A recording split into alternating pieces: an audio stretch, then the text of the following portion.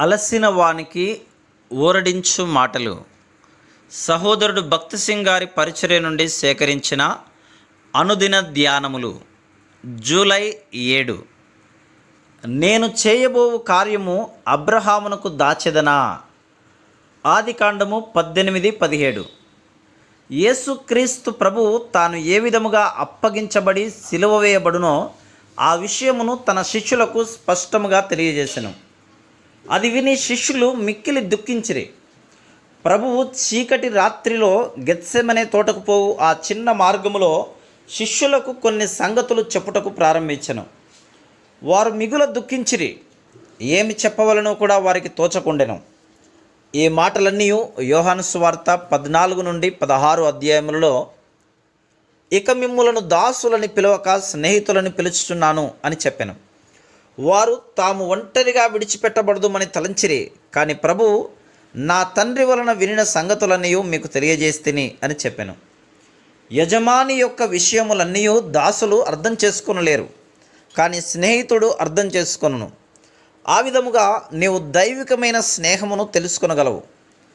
ఆదికాండము 18:17లో ఆ స్నేహమునే దేవుడు అబ్రహామునకు చూపించవలనని ప్రయత్నించుచున్నాడు. ఇది ఎంత అద్భుతమైన విషయము! దేవునికి తాను కోరినదంతయు చేయు హక్కు కలదు. సొదొమ గొమొర్రా అను పట్టణముల ప్రజలకు తీర్పు తీర్చుటకు దేవుని సమయం వచ్చి ఉన్నది గనుక దేవుడు అలాగూ చేయబోనుకొనెను. కానీ ప్రభువు, నేను ఏ విధంగా దీనిని అబ్రహామునకు దాచెదను అనుకొనెను. తన ఎడల గల దేవుని హృదయమును అబ్రహాము ఇంకనూ అర్థం చేసుకొనలేదు గనుక, ఓ దేవా, నీవు నాకు అన్నీయూ చెప్పవలను అని అనుటలేదు. తనకు సాధ్యమైనంత వరకు అబ్రహాము దేవునికి విధేయత చూపుచుండెను, కానీ ఇంకనూ దేవుని హృదయంలోనికి ప్రవేశించలేదు. కానీ దేవుడు అతని గురించే నేను ఏ విధముగా దీనిని అబ్రహామునకు దాచెదను అనుచున్నాడు. ఆయన రక్తము చేత విమోచించబడి, కొనబడి, కడుగబడి, శుద్ధీకరించబడిన నా ఎడల కూడా దేవుడు ఇట్టి ఉద్దేశమును కలిగి ఉన్నాడు. మనము కడగబడి శుద్ధీకరించబడినది మన ఇష్ట ప్రకారం జీవించుటకు కాదు. మనము ఉన్నతుడైన సజీవుడైన దేవునికి స్నేహితులుగా నుండుటకు పిలువబడితిమి. దేవుడు నీవు స్నేహము అను పర్వతమును ఎక్కవలనని కోరుచున్నారు. అప్పుడు దేవుడు నీ స్నేహితుడిగా ఎన్ని సత్యములు, ఎన్ని మర్మములు నీకు చూపించునో, బయలుపరచునో తెలుసుకుందువు.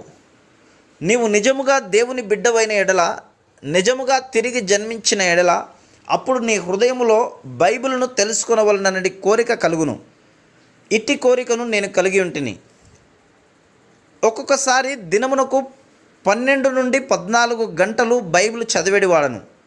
కానీ అది నా సమస్యను పరిష్కరించలేదు.